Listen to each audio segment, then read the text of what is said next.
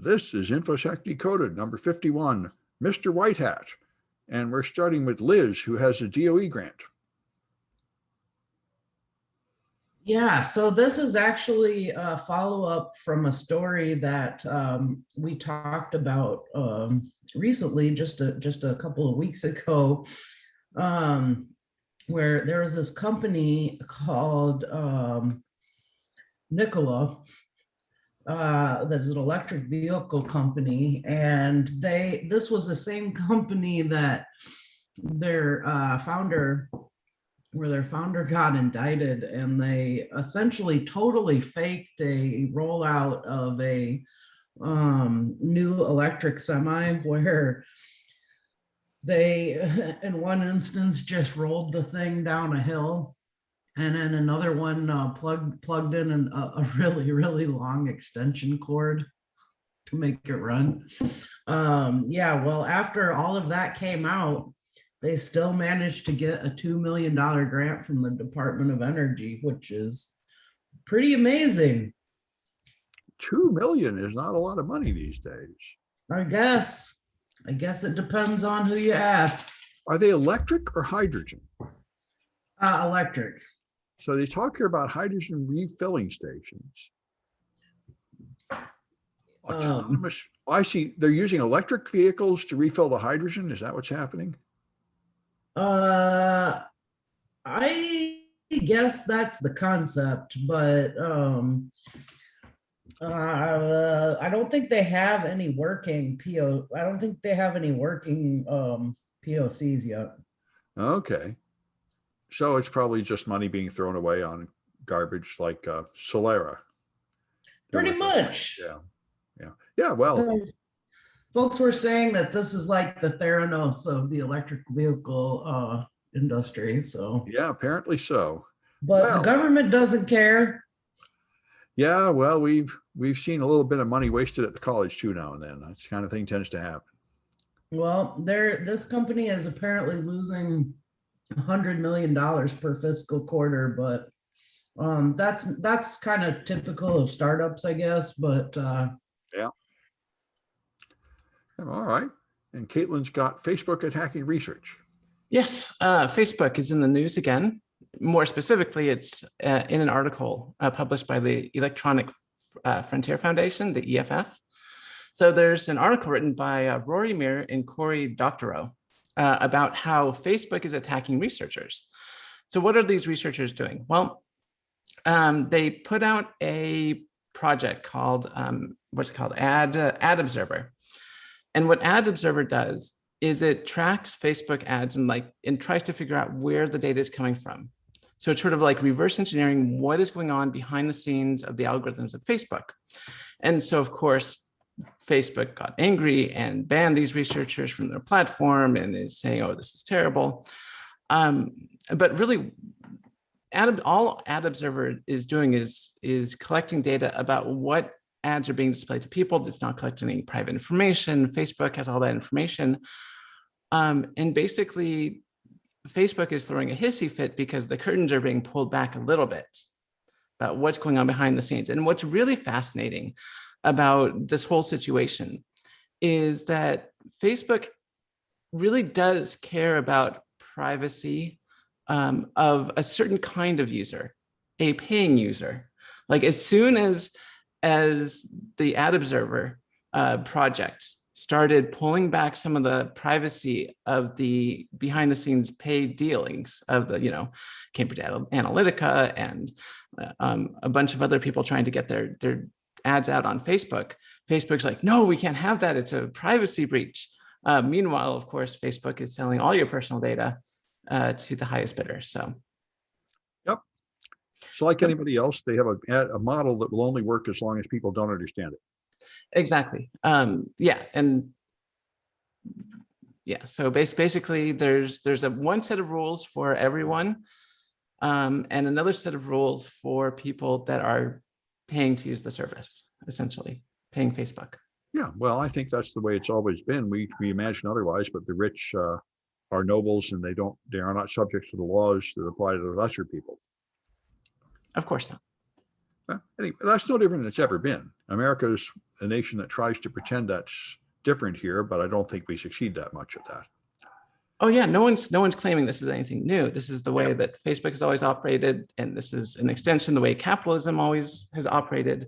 The difference now is that we actually have some discrete proof of what's actually going on here. It's not in your imagination.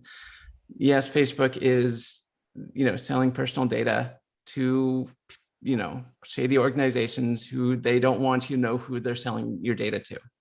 Yeah, yeah. That's simple. If Amy Klobuchar gets his way, I guess they'll break up Facebook, but I highly doubt that's going to happen. All right, but Norton and Avast are merging. Yeah, Norton is going to buy Avast for $8 billion. I did not know that AVG was bought by Avast 5 years ago. Yeah, they were. And now Norton will eat them. So I guess there won't be as much of a free antivirus. Yep. But if they can stop ransomware, they'll have a good product to sell. You would hope between the three companies together they could find something like that. That would be nice. I know antivirus has been getting real bad press for like 10 years from pen testers saying it's really easy to bust through. But I think people still buy it. They'll see what comes of it all. People still buy it. All of our talking about you need an antivirus did work. Because people still, regular consumers do trust antiviruses. Yeah, and it does apparently stop some attacks, just not very many of them. All right, and anyway, here's the one I named this after, the biggest crypto theft in history, $600 million stolen from the Poly network and returned because it was stolen by a white hat who did not conceal their identity very well. And they sent them a letter saying, Mr. White Hat, you better give it back because we're tracking you down. And they did give it back, all but like 22 million of it, which was frozen. So now maybe they are white hat, although people are saying if they were really a white hat, they wouldn't have done this, but they stole it exactly the way you'd expect. Poly is a blockchain that handles all different cryptocurrencies, even Bitcoin, through something, someone on Twitter explained this to me. I said, how can you get Bitcoin on one of these smart contract chains? You wrap it. So you send them a Bitcoin, and they will make a token like an IOU that says, okay, we owe you 1 Bitcoin, but this token is on our smart blockchain, which has smart contracts, and they have smart contracts with all the other smart chains so they can trade back and forth between them. So this was supposed to be the universal currency. And they made a flaw in one of those smart contracts. So you could redirect all payments to a third-party address, which is what the hacker did. And then they returned the money as much as possible. So I don't know. It sounds like they're making a lot of progress figuring out where the attacker is and who they are. And I think they might face some kind of charges. But anyway, it shows the same old problem. This is why I've been mentioning in Twitter, might as well come take my crypto class. We're going to talk about smart contract security, because smart contracts are written in this horrible language called Solidity, which is like JavaScript and is very poorly designed for security. It's not like Rust or anything cool. It's full of integer overflows and other stupid problems. So many of the smart contracts are full of these bugs. Anyway, that's the joy of cryptocurrency. Fun. Yeah. And then Liz has got Netflix with a VPN ban. Yeah, so Netflix basically, they've been trying to step up their efforts to make sure that people aren't using VPNs to use geo-restricted content. So for example, you might want to watch a British TV show, but you live in the US, and so they don't want you doing that. So they already some time ago, years back, started banning people that are using VPNs or proxies. And then now they have gone so far as to start banning blocks of residential IP addresses because people are using those apparently using those as proxies. And so they just started banning them, and predictably this is having some bad results, wherein some of their legit subscribers are unable to watch Netflix, and then they write to Netflix and say, hey, what gives? I can't use my subscription. And they say, well, too bad, take it up with your ISP. Maybe they can tell you why that IP address is associated with a VPN.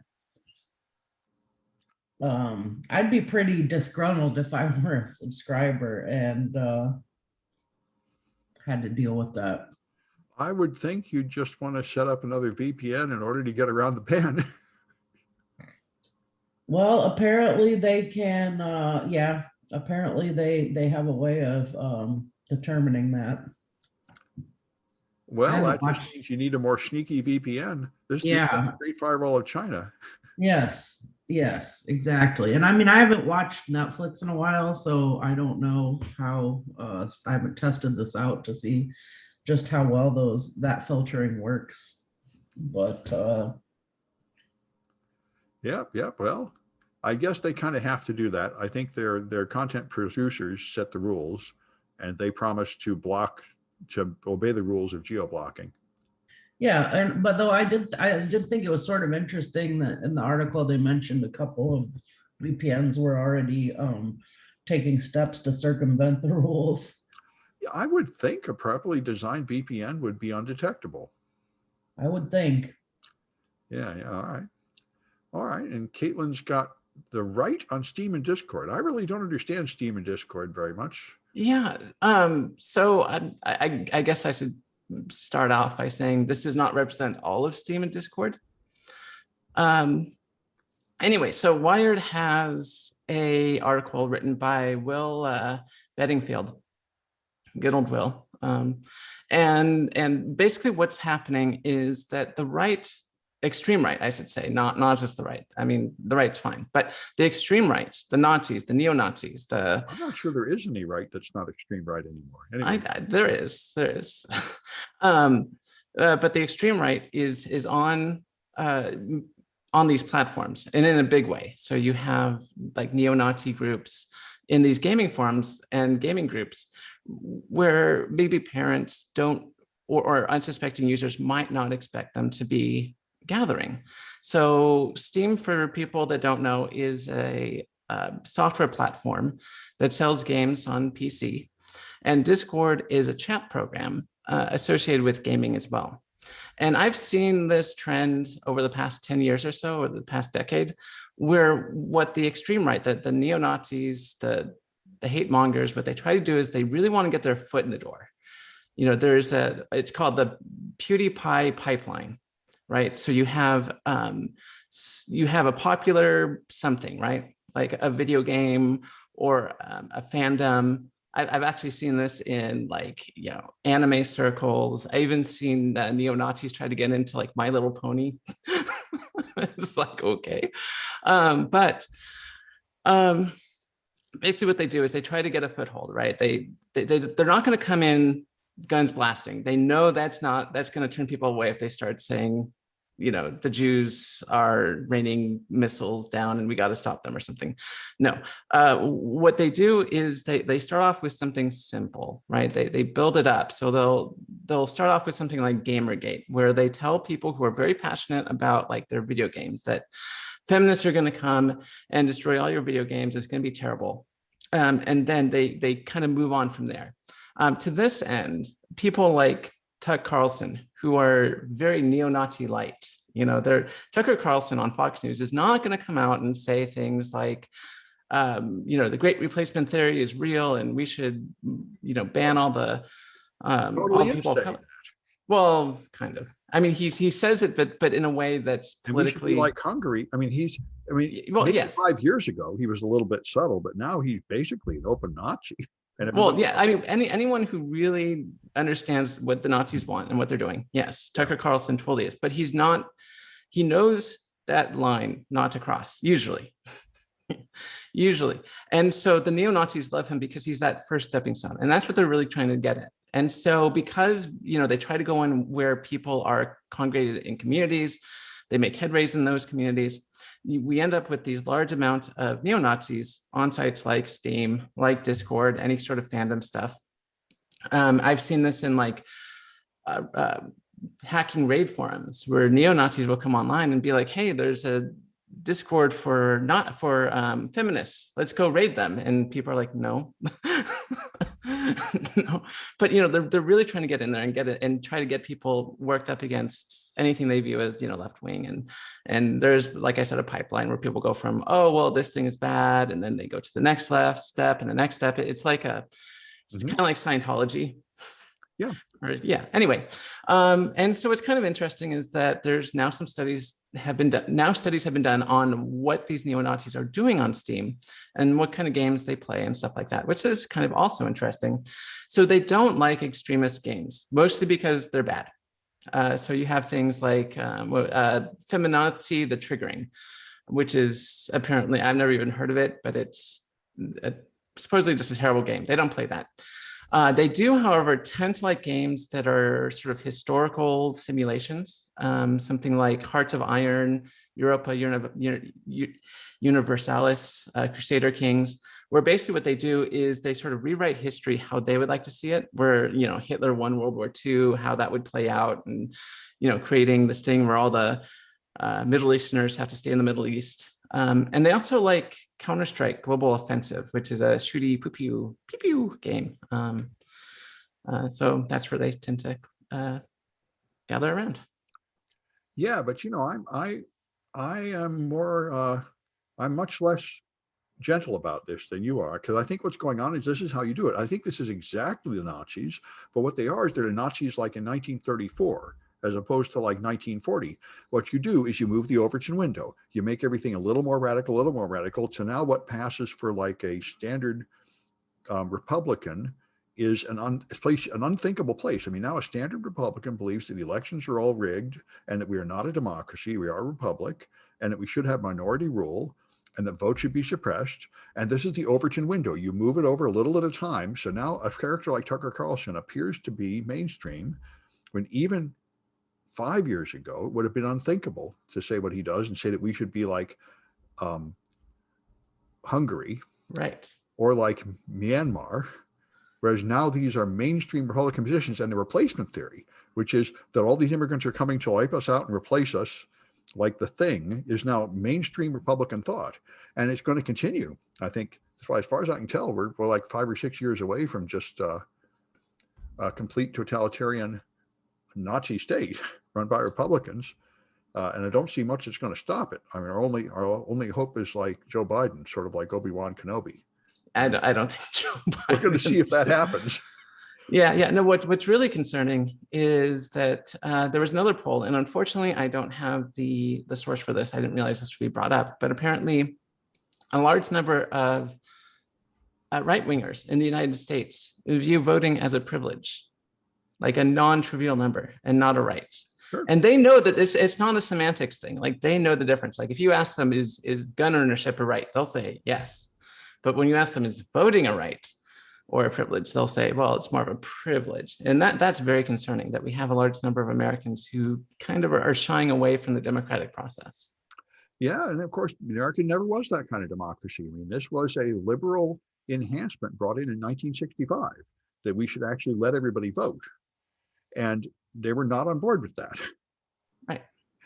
So anyway, it's that's why I like AOC. They said, she got the usual thing from Republicans to say, well, we're not a democracy, we're a republic. She said, well, maybe we should be a democracy. And that is the one heart of the issue, although that's really a cover story. The real story is the only thing it's always been, which is racism. Yes. Black people are just inferior. That's the position of the right. And the left thinks black people are equal. And that is the big thing that has broken our nation in half right from the very start. It's America's original sin. It is. Anyway, it looks like we're going to have the Civil War again, maybe World War II again. Anyway, so Irvin, you've got, Microsoft has got the print spooler again. This article and saying, oh no, that's an old article, I won't read that one, but it's not an old article. Nope, this one's only 2 days old of yet another way that print nightmare continues to haunt Microsoft. So this time, package point and print. is the focus of a possible way that an attacker can get remote code execution through the print spooler.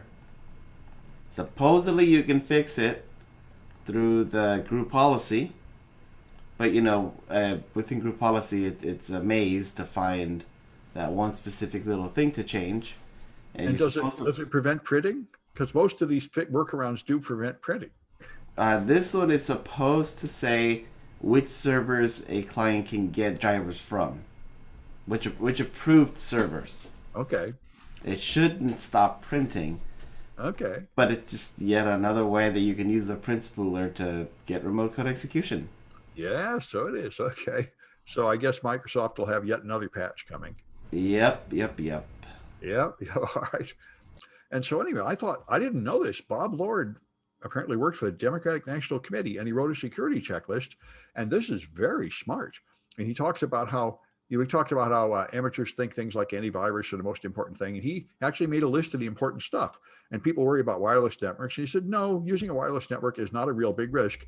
The real big risk is, of course, password reuse. So he wrote a nice, simple checklist. You can go down, and basically all the checklist does is list all the services you probably use that offer two-factor and explain to you how to get two-factor turned on everywhere and how to use a password manager and make all your passwords long. He has a nice checklist. You just check the boxes. And he said, this is what the Democratic National Committee now recommends for all their workers, because, Hillary Clinton campaign got hacked, and that kind of made them aware that they need to improve their security.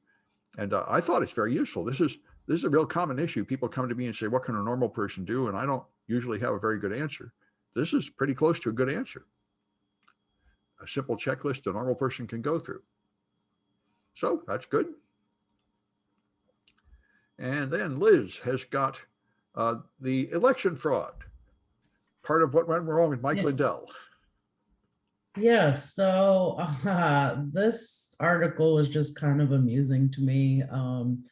One of his experts was this guy named Ed Solomon, who claimed to be an expert mathematician who had found evidence that the election was rigged.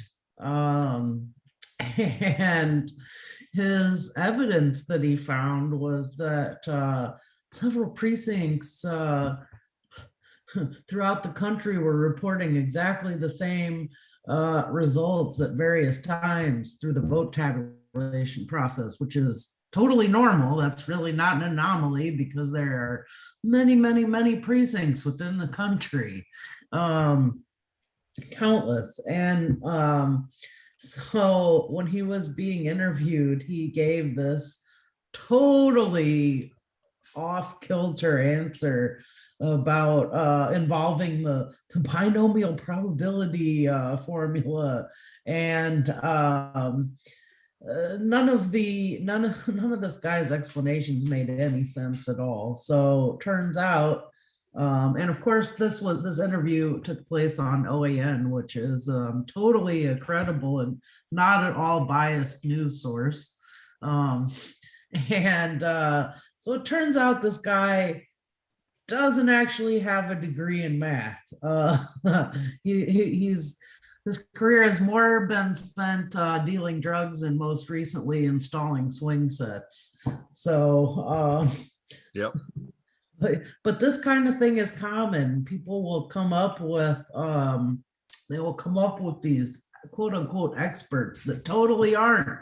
It reminds me of the doctors, the anti-vax doctors that they've been parading around, who, once you start looking into their background, you probably wouldn't want that person to operate on you. I'll just put it like that. Yeah. And the thing I like is they actually found out where it all came from a guy who is like a famous con man who's conned several previous political related cons, conned the FBI, conned the CIA, the guy that made all this fake evidence that Mike Lindell had. He's just a serial con man who tricks authority figures into believing he has some weird piece of data that will prove something. So in a way, Mike Lindell's a victim, sort of Giuliani, right? Giuliani got Russian disinformation, believed it, peddled it to Trump, who believed it. in a way, they're sort of gullible victims being conned by people, but they're rolling with it and turning it into a political monster. Yeah, I mean, wishful thinking is a dangerous thing sometimes. And,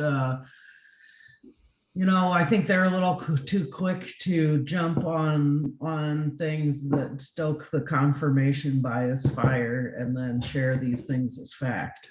Well, and I think Steve Bannon absolutely understands that you're just pushing a lie to manipulate people.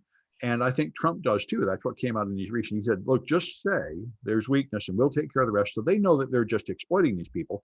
And I remember when the crazy lawyer called Trump, they had a scene in the White House where I think Jen, one of the lawyers with Giuliani that believed all this nonsense, called him and said, the Venezuelan people hacked you through the internet. And he puts him on hold and says, she's crazy, isn't she? But maybe we can use this. And that's what he's doing. Right. Like this guy is probably pretty crazy.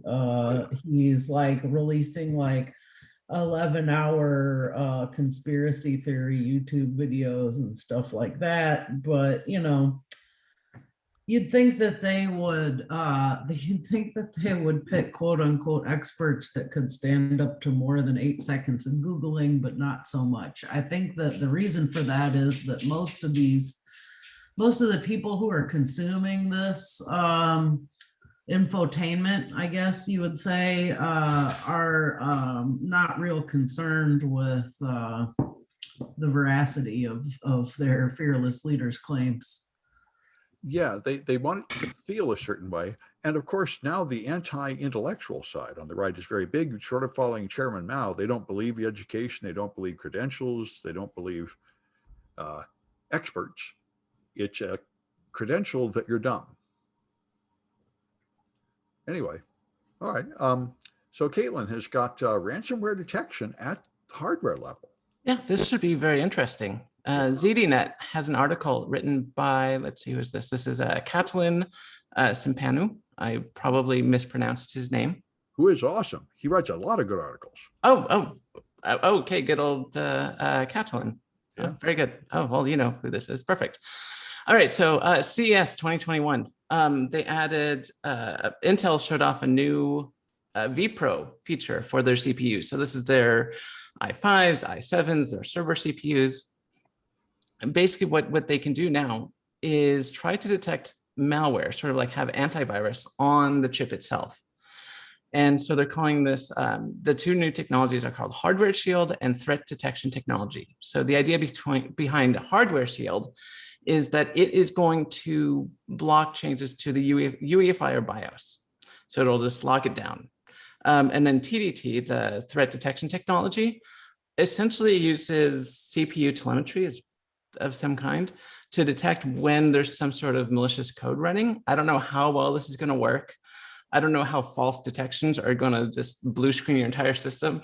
That's what I'm mostly worried about. Like, what if you're just doing you're running a game, and then suddenly, because of some speed hack, it thinks that someone's trying to run ransomware and it blue screens your entire system or something. But the positive of this, of course, is that you're going to have some sort of protection on all layers of your system, not just on the operating system layer, below the kernel layer, but also in below the hypervisor. So all your virtualized systems will also have this sort of protection, which is good. And this is also coming on the heels of something called CET, or Control Flow Enforcement Technology, which I know you wanted, Sam, which is the idea that when you're doing something like return-oriented programming or jump-oriented programming, or even call-oriented programming, you're jumping to places in code you really are not normally supposed to go to. So it should be pretty easy to detect when that's happening. And Intel is going to start looking for that on the hardware level and stop those sort of attacks. So when is this going to be available? I have no idea. I would assume within the next generation or two. Yeah, they say the 11th generation, whatever that is. Yeah. So yeah, 11th generation. So right now we're on the 10th generation, so that'd be the next generation. So I guess a year or two? So in a year or two, I suppose. Yeah, well, it sounds great. I'm sure there will be bugs and everything, but I mean, we certainly need to do something about ransomware.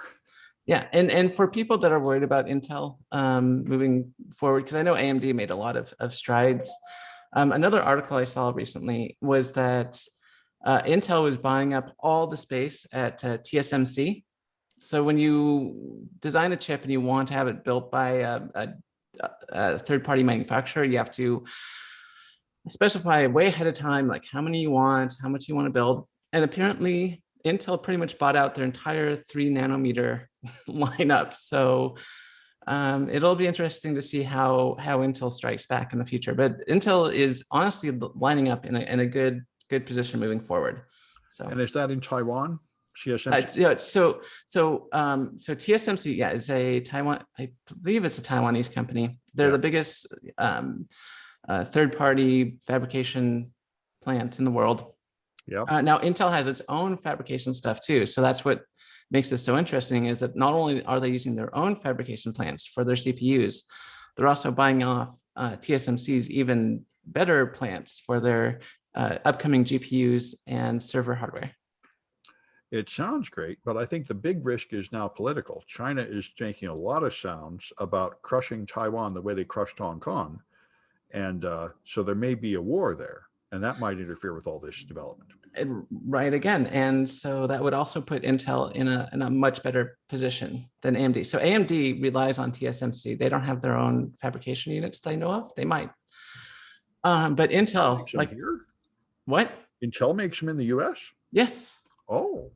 Yeah, Intel has their own fab units. That's part of the reason why they've fallen behind, is because fabrication is very difficult, very expensive. And the fact that TSMC sort of combines everything together, they can do the multi-million-dollar upgrades every year necessary to keep up with technology. Whereas Intel is really struggling, or has struggled, to beat the 12 nanometer manufacturing process for a while now. But they've now bought up the TSMC. So AMD Right. will use it anymore? So TSMC has a 3 nanometer process coming out, and Intel pretty much booked most of it. Okay. So AMD is going to have to come up with some alternative. I don't know. We'll see. And like I said, if Taiwan is unable to produce chips, it's going to affect the entire industry, period. Like, anyone who's not Intel is going through TSMC to make their chips. So microcontrollers, car manufacturers, it's going to be like 2020 times, times 100 if Taiwan they can't produce chips. Like, forget about your new GPU. It's not happening. Yeah. Okay. All right. And Irvin's got the Bitcoin algorithm. This one I got it because I found it interesting. So ever since China started mining, or not mining, banning the mining of Bitcoin, the hash rate has gone down. So now it's become harder to get Bitcoin by mining. And it looks like it's just going to continue to get more difficult over the next couple of months. Well, it adjusted difficulty. I mean, so it became easier to mine Bitcoin, so they lowered the difficulty. And now it's coming back up. It's sort of like our economy. It became easier, and now it's recovering. But they're saying that another 2 changes are coming. Yeah. Or 2 adjustments are coming in the next couple of months. Yeah, and what people say, this means that the miners have moved out of China and they're coming back online by having moved to new locations. Yeah, I did understand that part. I guess I didn't realize the whole adjustment thing. It has an automatic adjustment, which is Bitcoin, to try to keep it even, every week or so it readjusts the difficulty to match the current hash rate. Otherwise, it wouldn't work at all. Mm-hmm. Yeah. Anyway, but it's changing pretty fast. It's very much like what happened to the American economy because of the pandemic. It went way down, and then it's recovering rapidly as people get back to work. Although what I just heard on the new abnormal is that the Delta is much more dangerous than I thought. They say the vaccines only have 50% chance of stopping it. It's not like 90% like we've been reading, because Americans don't do the tests to find out. And anyway, so we'll see. Yeah. It really sounds like we need those booster shots. That's what I'm hearing, for everybody, not just for the immunocompromised. I was under the impression that the big benefit of the vaccine isn't that it stops it completely, but that it makes it very survivable, and you don't have those long COVID effects. apparently it helps a lot there, but still it's a lot less effective than it used to be. It's waning. And the arguments I'm hearing is that we really need to have approved booster shots. They're already giving them in Israel. Yeah, And Israel. something like 1 million Americans have already snuck in and got booster shots in unauthorized ways. Makes me think of doing it myself.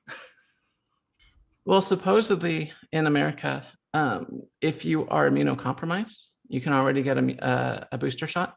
Well, that was approved a couple of days ago. That's right. But Yeah. apparently 1 million people have done it even before approval by going through a doctor that will just agree to give you a booster shot or by sneaking in, which sounds like a pretty good plan, really.